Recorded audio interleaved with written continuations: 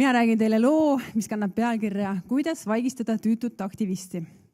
Kõigepealt soovitused suurele kinnisvara arendajale, kes on juba pikemat aega üritanud ühte arendust läbi suruda.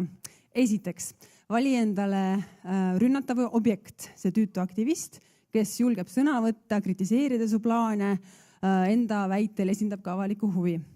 Teiseks, palka kallid ja tuntud advokaadid, et rünnatavat objekti võimalikult ära hirmutada. Süüdista aktivisti valeväidete levitamises, maine kahjustamis ja milles iganes. Ära mingil juhul vali ka üks intervjuu avalik sõnavõtt selle aktivisti poolt, mille alusel siis süüdistada. Ja ära mingil juhul kaeba kohtusse seda ajakirjandusväljaannet, mida tavaliselt tehakse sellisel puhul, ega ka näiteks seda naabruskonnaseltsi, mis selles planeeringu vaidluses on ka väga olulist rolli mänginud. Et rahvusvaheliselt tuntakse sellist taktikat kui SLAPP, Strategic Lawsuits Against Public Participation.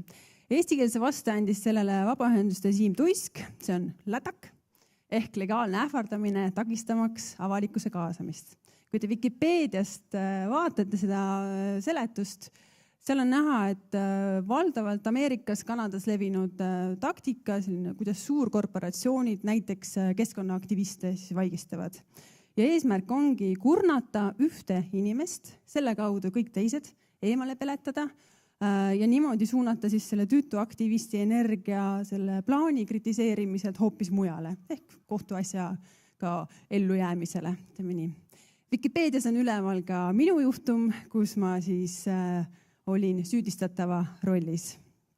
Nüüd natukene kontekstist, mille üle vaidlus käis. Kalaranna planeering, maaomanik ProCapital, Tallinna kesklinna mere ääres, väga magus krunt.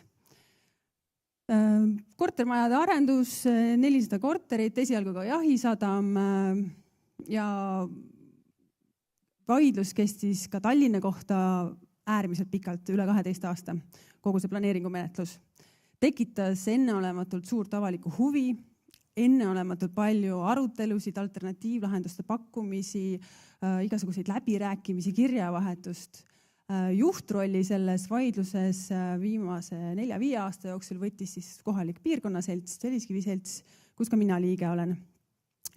Ja just fookusega siis avaliku mereääre kasutuse ja mereäärele ligipääsu nimel või see võitlus keskendus sellele, kuna linn seda ei suutnud teha.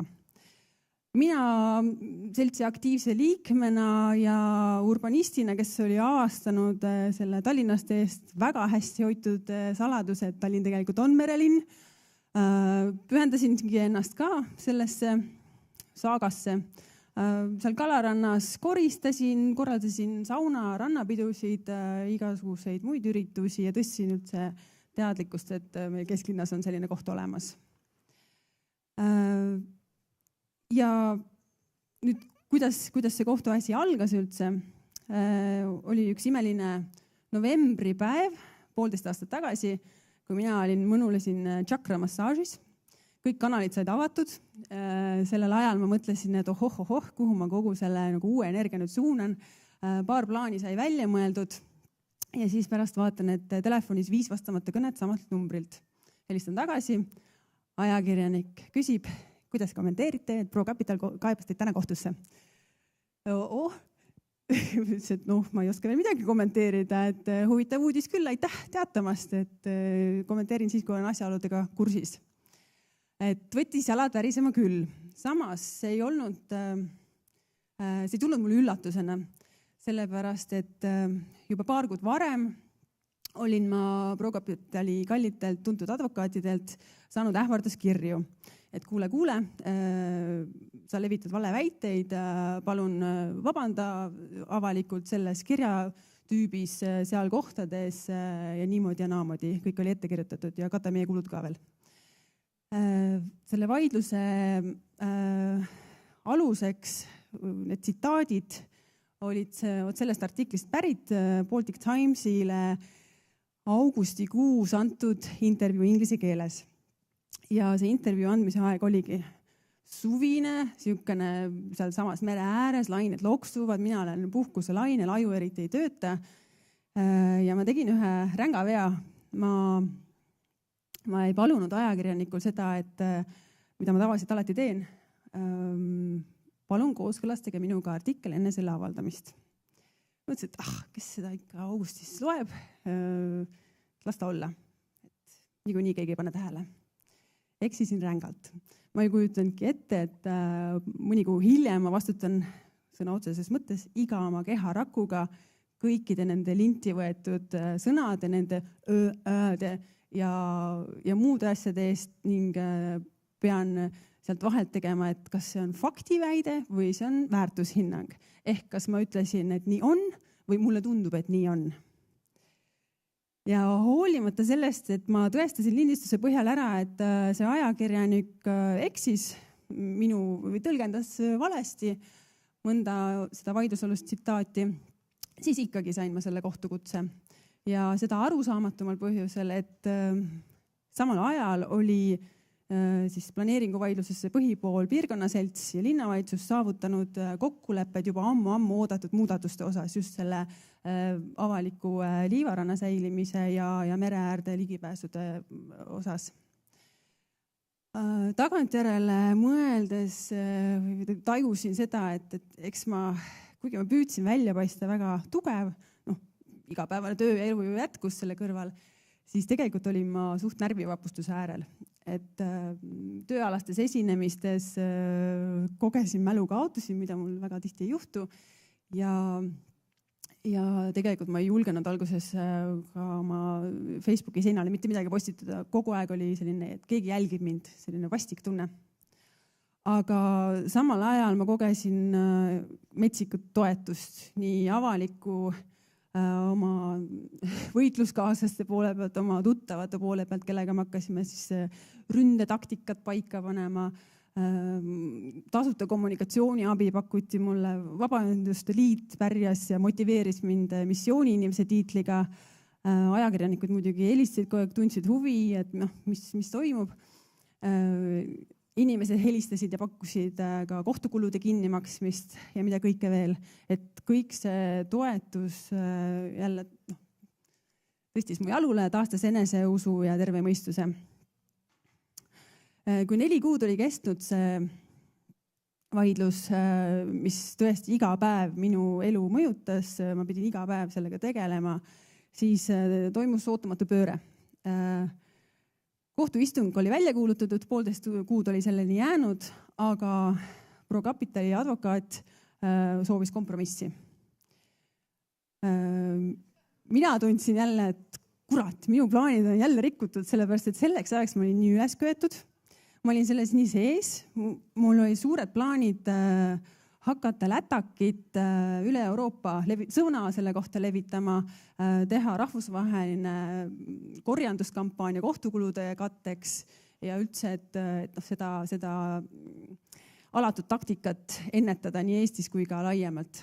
Ja tõesti tundsin, et teist korda juba nad sekkuvad minu ellu nii otseselt. Minu väga kirglik advokaat Karin Henno, tema pidi 6 aega mind veenma, et ma kompromissile läheksin, et ma loobuksin sellest kohtuasjast. Muidugi ma tahtsin sellest lahti saada, et see oli närvesööv ja kõik, aga ma ei tahtnud oma põhimõtteid kompromiteerida. Ja käisid erinevad läbirääkimised kõik.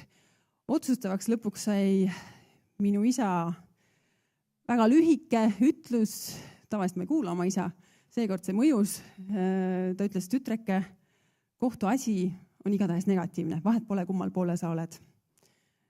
Ja see oli kuidagi see otsustav hetk, kui ma mõtlesin, et jah, tõesti, et kui ma oma töös ja vabatahtlikus tegevuses kogu aeg räägin, et koostööoskused ja koosloome ja selline ühiste eesmärkide nimel töötamine ja kõik see, et tegelikult see kohtuasi töötab sellele vastu. Asi päädiski sellega, et ProCapital maksis minu kohtukulud ja me nõustusime või leppisime vastastikku kokku, et me ei halvusta enam üksteist. Olukord on nüüd selline, et planeering sai kehtestatud, arhitektuurikonkurss sellele alale ka ja tõenäoliselt järgmisel aastal siis algab ehitus, mille käigus loodetavasti saab eemaldatud ka see ajutine tara, mis vahetult enne kohtuasja siis sinna püstitati tänu minu ja minu teiste võitluskaaslaste heale tööle. Kuigi ma ei suutnud avaliku mereääre, avaliku ruumi eeskõnelejana sellist tarastatud mereäärt seal kohas ära hoida, siis ma loodan, et selle lätaki juhtumiga ma andsin oma panuse sellesse, et sõnavabadus Eestis on väärt ja kallis ja jääb kestma ja lätakaid enam meile ei tule. Aitäh! Tervist, liigutav lugu. Küsiks nüüd selle loo peale kohe päevakajalise ekspertarvamuse. Mis te arvate prillikivide puhtusest?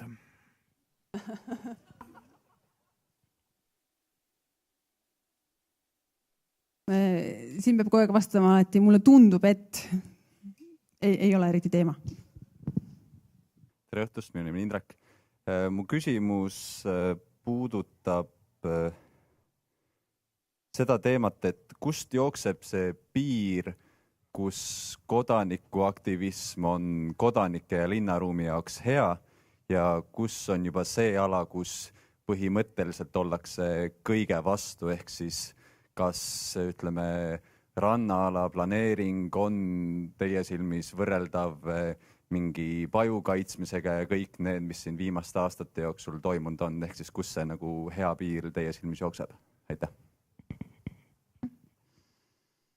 No kõrvaltvaatajale võib ju tunduda jah, et kõige vastu protestitakse, et meil siin varem oli protestikultuurist ka arutelu, et protest on tegelikult nagu viimane õlekõrs, kui kõik muud koosolekulaua ümber olekud, läbirääkimised, kõik muud nagu meetodid on katsetatud või ta võiks olla. Ja protestijaks ka muidugi sildistatakse väga lihtsakäeliselt, lihtsameelselt. Aga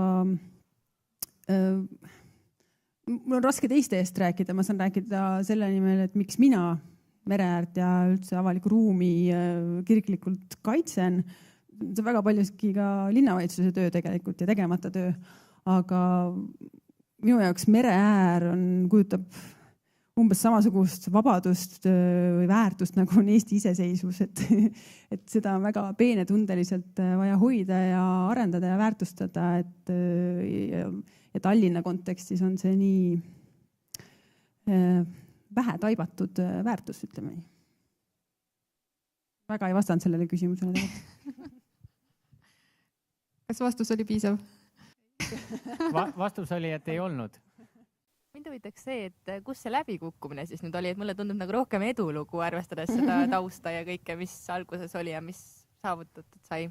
Ja, eks ma sain, kui mind kutsuti siia rääkima, eks ju, just seda lugu, et andsin nõusoleku ka, et ega isiklik läbikukkumine ta ei olegi, sest see oli minu vastu algatatud protsess, aga õppetundja on igas elujuhtumis, et läbikukkumist ma ei ütlegi. Mina ka sõnastasin, serveerisin seda kui võiduna kodaniku julgusele, kui ma lõpuks kompromissile läksin. Aga õppetunde selles ikkagi oli, et ajakirjanikega suheldes vali väga hoolikalt oma sõnu, üldse avalikult kõneledes ka siin, vali väga hoolikalt oma sõnu, võib-olla mõni paneb kirja ja valmis teeb järgmist kaebust juba ette. Et see on, ma arvan, põhiline õppetund. Mul on ka üks küsimus, et kas sa, põhimõtteliselt eelmise vastusega nagu juba niimoodi viitasid sellele, aga kas sinu hirm selliste asjade ees selle tulemusena kasvas, et võib juhtuda uuesti või hoopis kahanes, kuna sa tead, et kuidas sellega nüüd toime tulla? Ei kasvanud. Alguses oli küll, kui ma olin nii ka ebakindel ja ikkagi esimest korda juhtub selline asi enda isiku vastu, mitte mingi seltskonna vastu, kus ma olen lihtsalt üks liige, et siis ma kartsin küll, aga pigem kogu selle asja käigus, ma arvan, kinnistusid minu enda need põhimõtted ja arusaamad, et jah, meil on arvamusvabadusega riik, meil on avatud planeeringu menetlus, kus ka Paide kodanik saab Tallinna planeeringute osas arvamust avaldada ja ettepanekuid teha. et jah, oma sõnade eest tuleb vastutada, seda kindlasti. Valesid polegi mul kunagi olnud plaanis levitada, aga